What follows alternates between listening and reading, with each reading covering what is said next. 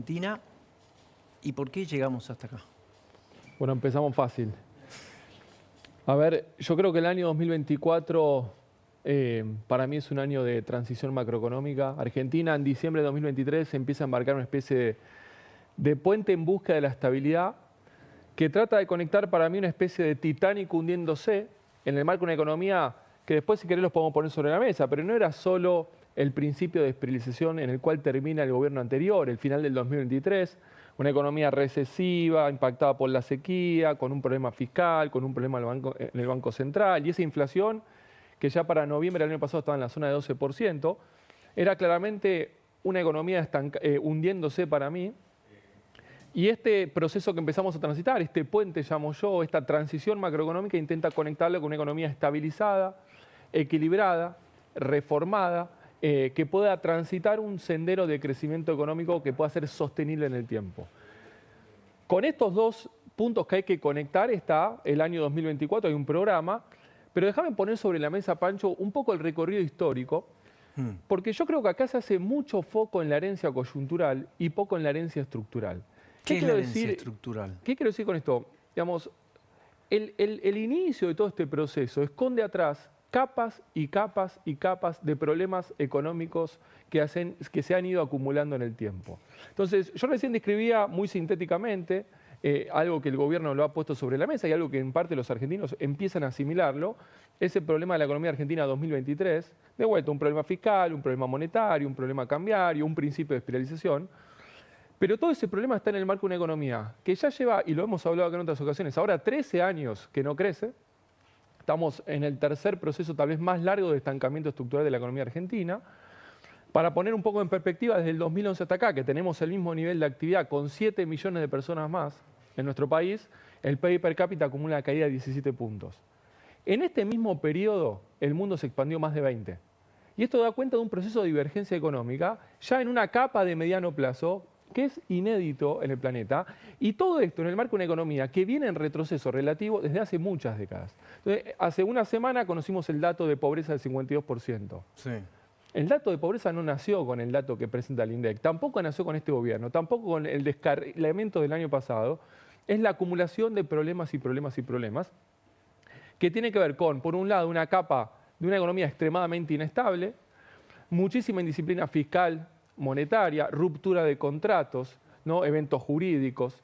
Entonces, cuando uno dice, bueno, te lanzás a cruzar este 2024, claramente el desafío es muy importante, es muy grande. Entonces, estamos hablando de un proceso de estabilización y normalización de la economía argentina que va a ser difícil y va a llevar tiempo. Entonces, sobre este escenario va a bajar un programa económico. Yo traje una placa para mostrar un poco este fenómeno, pero creo que esto hay que ponerlo sobre la mesa, porque nosotros vamos a hablar del presente, del programa y cómo puede eventualmente la Argentina salir de todo esto. Y hay que tener Ahí lo tenemos, en perspectiva... Mirá. Acá tenés el gráfico que vos trajiste. Vamos a explicarlo bien así, bien claro. Esto es PBI per cápita versus resto del mundo. Este es el ingreso de un argentino en relación al promedio del ingreso de un habitante del planeta Tierra. Explícalo bien didáctico, así lo entendemos. ¿Cuál es el ingreso de un argentino en relación al ingreso de un habitante promedio mundial? Bien. Y eso que dice 100% en toda la primera fase... Eso es la línea colorada, digamos. La línea verde está marcando el 100%. Si eso está en 100%, significa que el ingreso de un habitante de Argentina duplica el promedio mundial. Es decir, según ese gráfico, entre el 35... y hasta el principio de los 70, o sea, ahí teníamos... ¿Cuál era la pobreza a principios de los 70 en la Argentina? Menos del 10%, 5% dependiendo qué año tomes, 5%. ¿En qué año naciste, Pancho? 74. 74. En el año 75 tenemos el primer evento nominalmente disruptivo en la Argentina, el Rodrigazo. Celestino Rodrigo, en junio del 75, destapa la olla de precios relativos. La inflación, fíjate, vamos a la segunda variable, después volvemos a esa, que es el área celeste. Lo celeste es la inflación. Es la inflación interanual, pero está topeada en 300%. ¿Cuándo fue? Porque uno habla de la gran historia inflacionaria de la Argentina, pero los eventos disruptivos en términos de inflación no son muchos.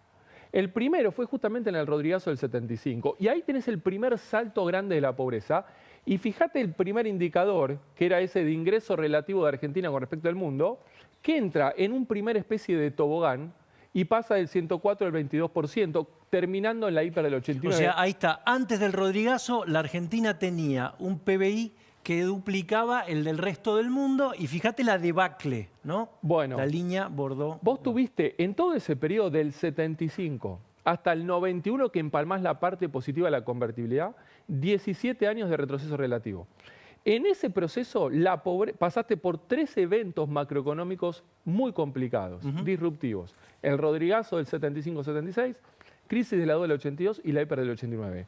En esos 3 episodios, la pobreza te dio saltos de entre 20 y 30 puntos y cuando baja retrocede a la mitad.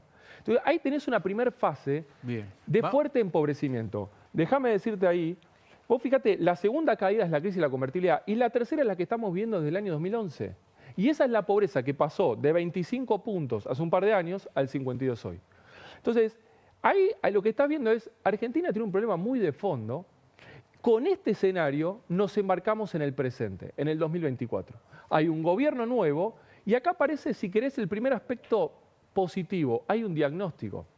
Digamos, pero con eso no basta, ¿no? No, claramente no basta. Hay un diagnóstico y hay un norte. Yo dije, vos tenés un Titanic hundiéndose, que arrastra problemas y problemas y problemas, y tenés que conectarlo con tierra firme, y ahí va a estar el programa.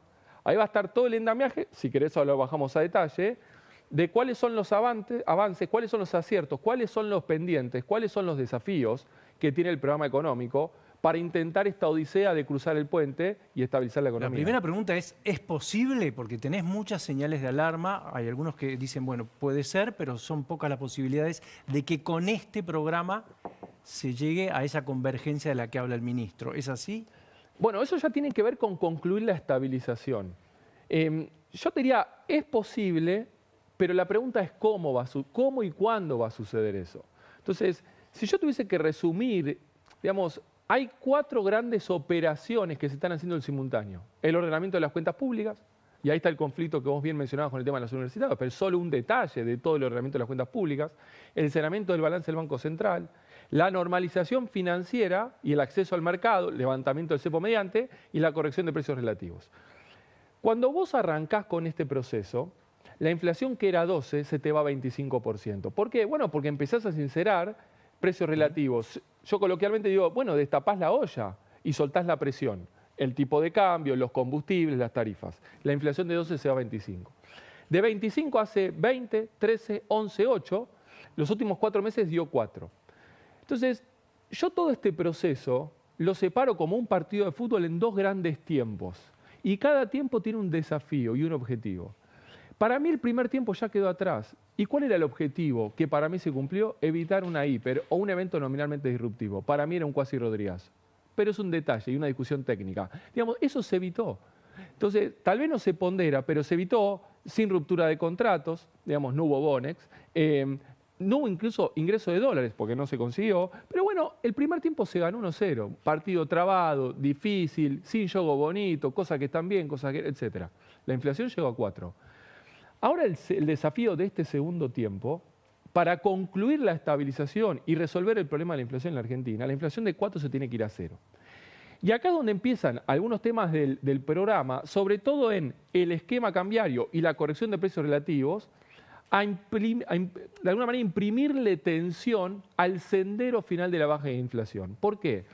Bueno, porque tenés un esquema cambiario que corre al 2% con inflación de 4, y entonces tenés un marcado proceso de apreciación cambiaria que explica por qué desde mayo empezaron a aparecer síntomas de asfixias del programa. En este vertical, el esquema cambiario, el Banco Central dejó de comprar dólares, las reservas empiezan a caer, la brecha de 15 se fue a 60, ahora baja a la zona 25, pero es una brecha tóxica todavía. Entonces, ahí hay un tema. Hay un componente de inflación residual, digamos, por corrección de todavía de tarifa de servicios públicos, que si bien se levantó un montón, queda todavía un lote.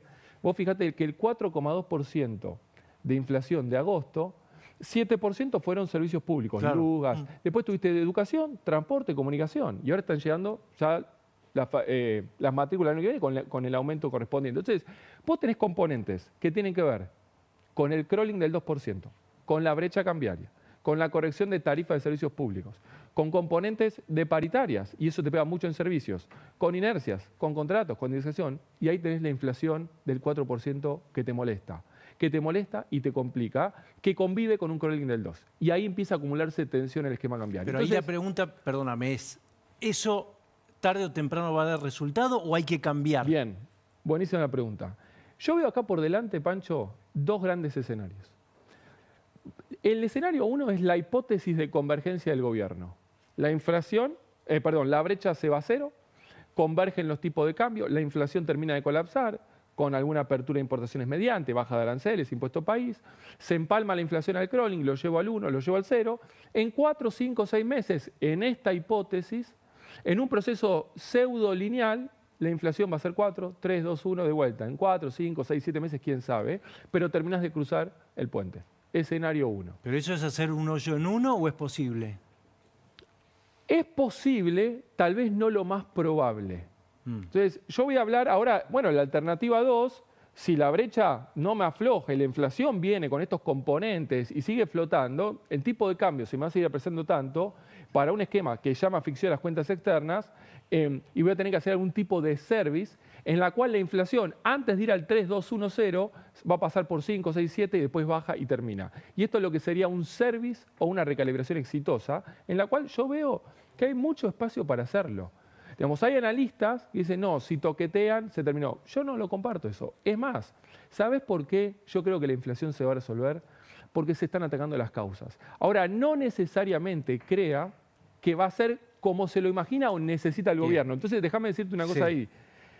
Acá donde empiezan a aparecer lo que yo llamo los planetas que se tienen que alinear para que el esquema cambiario pueda ir teniendo el recorrido que de alguna manera se imagina el gobierno, que tienen que ver con cómo yo le doy de comer al esquema cambiario, cómo consigo dólares para asegurar la convergencia. ¿Vos estás hablando, cuando decís service, estás hablando de salir del cepo? ¿Abrir completamente? En parte, no, abrir completamente definitivamente no. ¿Unificar el tipo de cambio? ¿Sabes por qué no? Sí. Porque esa historia que veíamos recién te juega muy en contra. No bueno, hay a ver qué sería.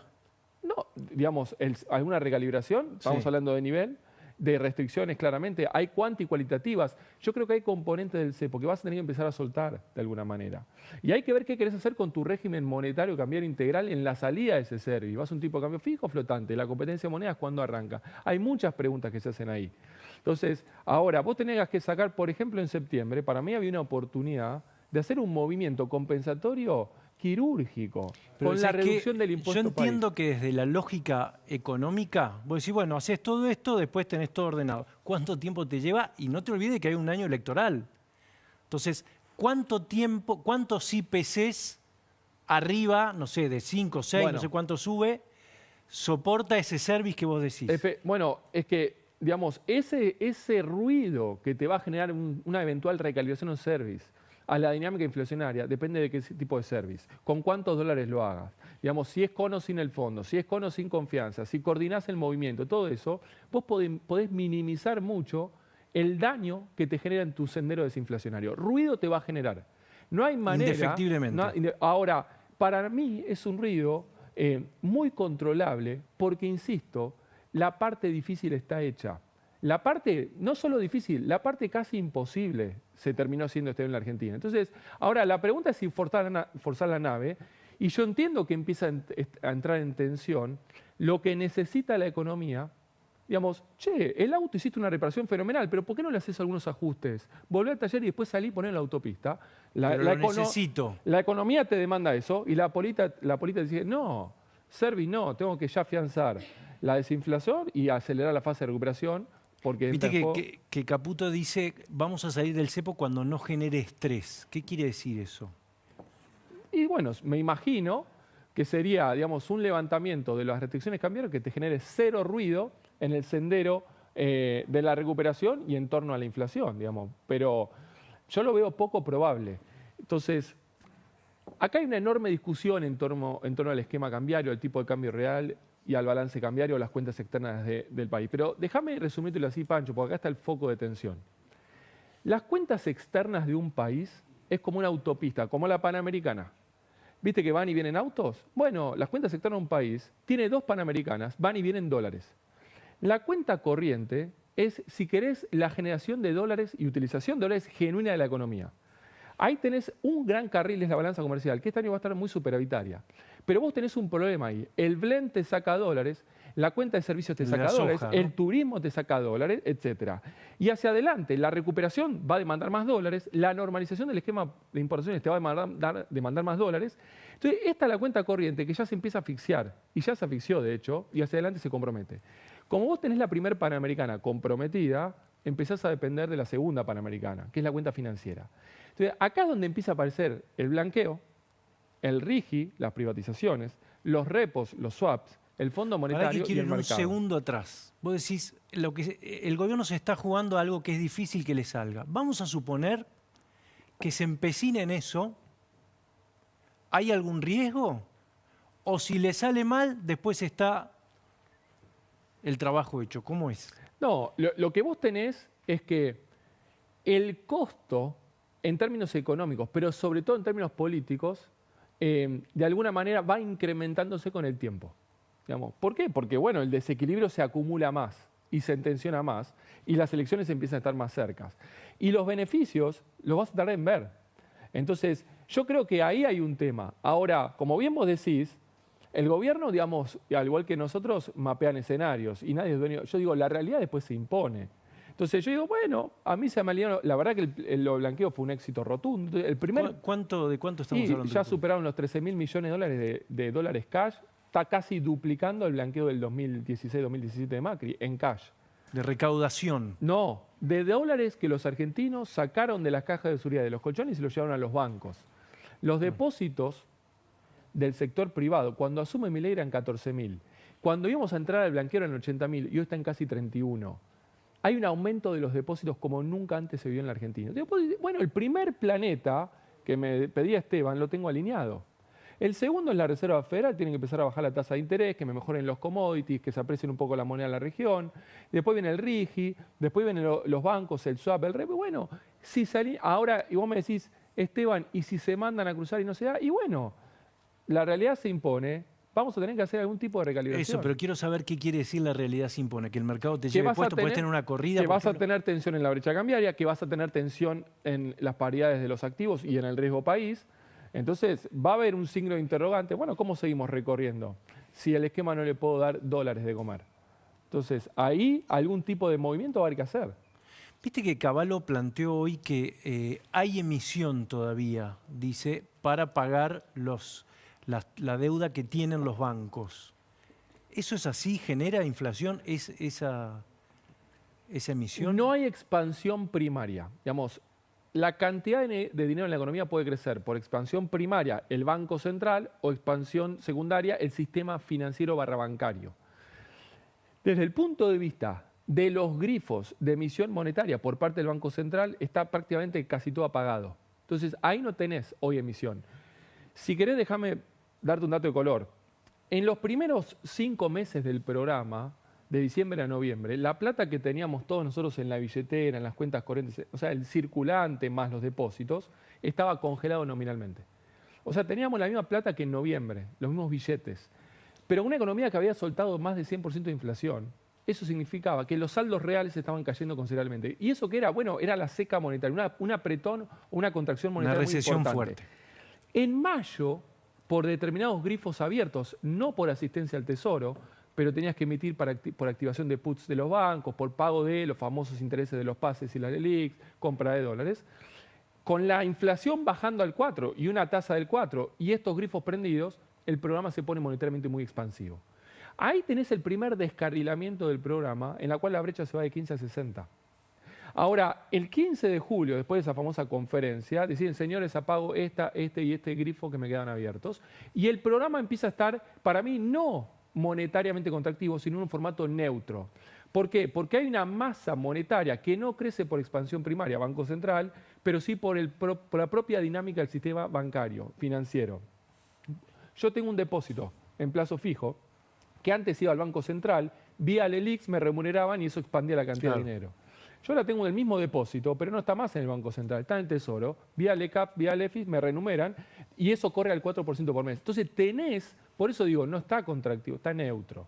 Y eso es lo que te va presionando. Entonces, Yo digo, bueno, hay muchos avances en los 4 frentes. Te diría que lo fiscal está, y por eso es muy importante, y el riesgo de un evento nominalmente disruptivo en la Argentina bajó considerablemente. No es cero, pero bajó considerablemente. Lo que han hecho en materia fiscal es casi un imposible. En materia del Banco Central, evitando una hiper que hubiese licuado todo el exceso de pesos de entrada y un Bonex, ruptura de contratos, era agarrar el overhang monetario y patearlo a 10, 20 años. Yo digo, avanzó un montón porque las reservas de -11 se van a 0 y reducís el sobrante monetario hasta mayo. Pero de junio hasta acá, bueno, empezás a perder algo de reservas y empieza de vuelta a sobrarte algo de pesos. En el plano financiero, tercer eje, riesgo país 2.800 baja a 2.000, de 2.000 a 1.150. Rebota a 1.600 y está a 1.250. Hay muchos avances, pero te falta el tramo final. Y la última, los precios relativos. Vos ya sinceraste un montón. Y tenés la economía recesiva, y tenés el ajuste fiscal hecho, y avanzaste mucho el saneamiento. Ahí es donde yo digo que hay una recalibración posible que puede ser muy exitosa.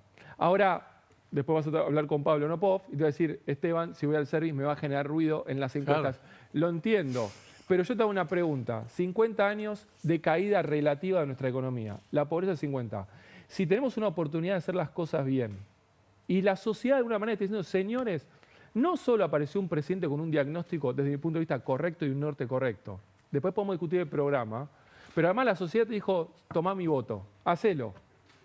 Entonces, y si a esto le alineo lo que está pasando en el mundo, digo, tenés una oportunidad de hacerlo. Ahora, obviamente, que implica tomar algún riesgo. Si no estamos dispuestos a tomar riesgo, bueno, allá, se alinean los planetas, vamos. Y si no, veremos. Gracias, Esteban. Por favor. Muy interesante, como siempre. Gracias, Pancho. Ahora vamos a estar con Pablo Nopov. Mucha información, mucho para analizar de la política. Año electoral, el que empieza.